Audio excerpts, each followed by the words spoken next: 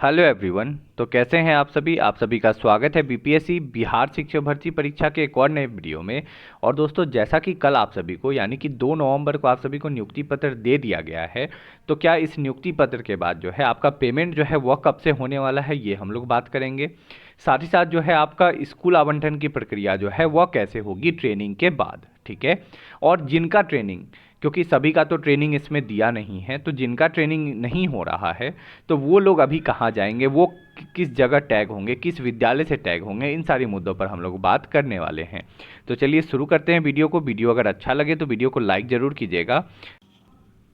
साथ ही साथ अगर आप चैनल पर नए हैं, पहली बार आए हैं, तो इस चैनल को सब्सक्राइब भी बिल्कुल करके जाइएगा, जिससे कि आपको सारे अपडेट टाइम टू टाइम मिलते रहेंगे। तो चलिए सबसे पहले मैं आपको नियुक्ति पत्र जैसा कि आपको दिखा देता हूँ। ये है आपका नियुक्ति पत्र जो कि एक स्टूडेंट ने मुझे भेजा है, जैसा कि मैं आपको ये दिखा रहा हूँ, ठीक है। इस नियुक्ति पत्र में जो है बहुत सारी बातें लिखी गई थी जो कि इम्पोर्टेंट है आप सभी को लेकर, ठीक है। तो चलिए मैं एक एक इम्पॉर्टेंट जो भी बात है वह मैं आपको बताता हूँ, ठीक है। तो सबसे पहले तो आपका नाम एड्रेस जो है वो तो आपको दिया ही होगा। इसके अलावा यहाँ से कुछ इंपॉर्टेंट महत्वपूर्ण है। जैसे पहला, यह औपबंधिक नियुक्ति पत्र बिहार राज्य विद्यालय अध्यापक के तहत निर्गत किया जा रहा है। इसे नियुक्ति पत्र ना समझा जाए। अब देखिए, सबसे पहले ऊपर लिखा गया कि ये आपका क्या है, प्रोविजनल अपॉइंटमेंट लेटर है, इट मीन्स औपबंधिक नियुक्ति पत्र है। तो फिर फाइनल कब आएगा? तो फाइनल जो है वो आपका तब आएगा जब आपका स्कूल अलॉटमेंट जो है वह कर दिया जाएगा। क्या है, जैसे ही आपका स्कूल अलॉटमेंट होगा उसके बाद आपको फाइनल नियुक्ति पत्र दिया जाएगा। तीसरा पॉइंट है, आपको बतौर विद्यालय अध्यापक शीघ्र ही किसी विद्यालय में पदस्थापित किया जाएगा, ठीक है। नेक्स्ट, आपका वेतन विद्यालय में योगदान की तिथि से देय होगा। सबसे इंपॉर्टेंट लाइन यही है कि आपका जो पेमेंट है, जो आपको पेमेंट जो मिलेगा वो कब से मिलेगा। तो जब आप स्कूल में योगदान करोगे, कब? जब आपका स्कूल अलॉट हो जाएगा। अलॉट होने के बाद जब आप योगदान करोगे उसके बाद की तिथि से जो है आपका पेमेंट देगा, ठीक है। अब यहाँ एक चीज़ जो है वो क्लियर है या नहीं, अभी तक क्लियर नहीं किया गया है, वो ये है कि क्या आप जो ट्रेनिंग कर रहे हैं और ट्रेनिंग से पहले जो भी आपने ओरिएंटेशन वर्क जो भी आपने स्कूल में किया जाकर किसी स्कूल से टैग होके, तो क्या उन सब का कुछ होगा या फिर नहीं होगा, इसके बारे में कुछ क्लियर नहीं है। बट फिलहाल योगदान की तिथि इट मीन्स यही है कि विद्यालय में आप योगदान करोगे तभी से आपका ये शुरू होगा। नेक्स्ट, फिफ्थ, बिहार राज्य विद्यालय अध्यापक नियमावली 2023 के नियम 10 के तहत विद्यालय में योगदान की तिथि से आपकी परिवीक्षा अवधि प्रावधान शुरू हो जाएगी।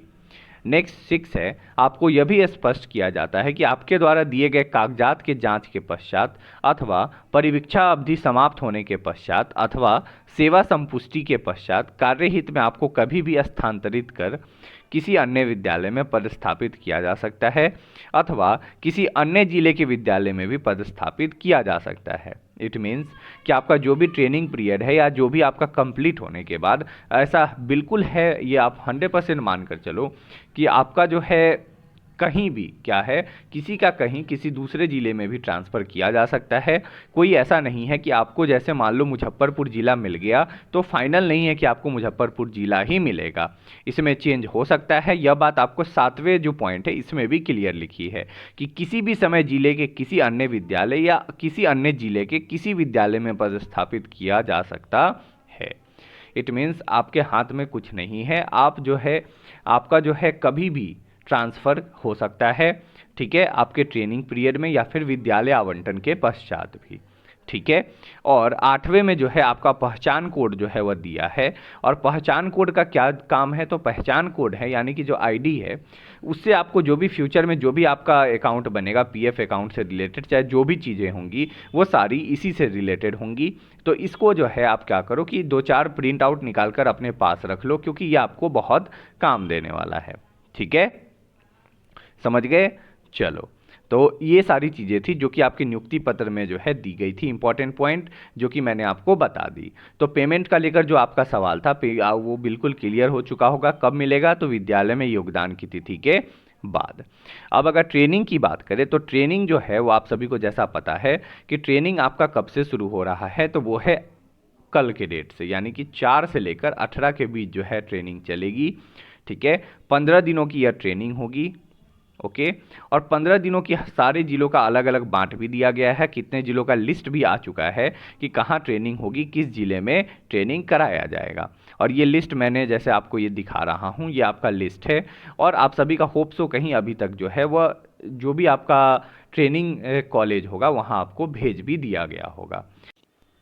अब बात ये सामने निकल कर आती है कि ट्रेनिंग में तो जो जैसा है कि सीट तो कम है, सीट जो है बहुत कम है ट्रेनिंग कॉलेज में, तो बाकी जो स्टूडेंट बचेंगे उनका क्या होगा, ठीक है। बाकी जो स्टूडेंट बचेंगे उनका क्या होगा, तो देखो मैं आपको बताता हूँ।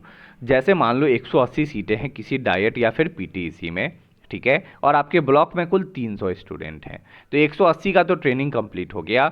बाकी जो 120 बचेंगे, हो सकता है इसमें जो है आपका जो पूर्व में जो नियोजित शिक्षक हैं वो भी होंगे और कुछ नॉर्मल भी होंगे। तो मान लो जो नॉर्मल 120 होंगे उनको जो है वापस से क्या है, जिस विद्यालय में आप टैग होकर जो है 1 वीक अभी आपने ट्रेनिंग की है या फिर 1 वीक जो आपने पढ़ाया है जिस विद्यालय में, आपको वापस उसी विद्यालय में जाकर जो है योगदान करना पड़ेगा, ठीक है। यानी कि आपने वहाँ से विनमन पत्र तो लिया नहीं होगा, अगर लिया भी होगा तो फिर आपको जो है वापस लेकिन वहीं जाना है।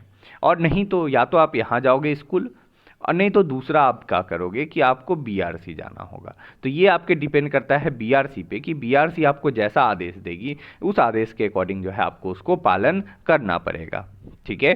तो पहले जब चरण में 180 का हो जाएगा, फिर जब दूसरा बचेगा तो दूसरे में 120 वाले को 18 के बाद से फिर दूसरा ट्रेनिंग शेड्यूल जारी होगा, उसमें इनका भी करा दिया जाएगा। बट ये 100% श्योर है कि आप सभी की ट्रेनिंग होगी, इसमें किसी प्रकार का कोई डाउट नहीं है। बिना ट्रेनिंग के जो है स्कूल अलॉट आपको नहीं करने वाला, ठीक है। अब एक और यहाँ से सवाल ये बनता है कि क्या ट्रेनिंग के बाद जो है स्कूल अलॉटमेंट हो जाएगा, तो जी हाँ, बहुत अधिक चांसेस है कि 18 को जब आप अपनी ट्रेनिंग कंप्लीट करोगे तो ऐसा उम्मीद किया जा रहा है कि तब तक जो है आपका ट्रेनिंग जो है वो कंप्लीट आपका स्कूल अलॉटमेंट जो है वो कर दिया जाए। बाकी देखिए सरकार पे डिपेंड करता है सब कुछ कि आखिर वो क्या करना चाह रही है और वो कैसे करना चाह रही है, ठीक है। तो इसके अलावा कोई डाउट, कोई परेशानी, कोई दिक्कत, कुछ भी डाउट तो आप मुझसे कमेंट में पूछ सकते हो।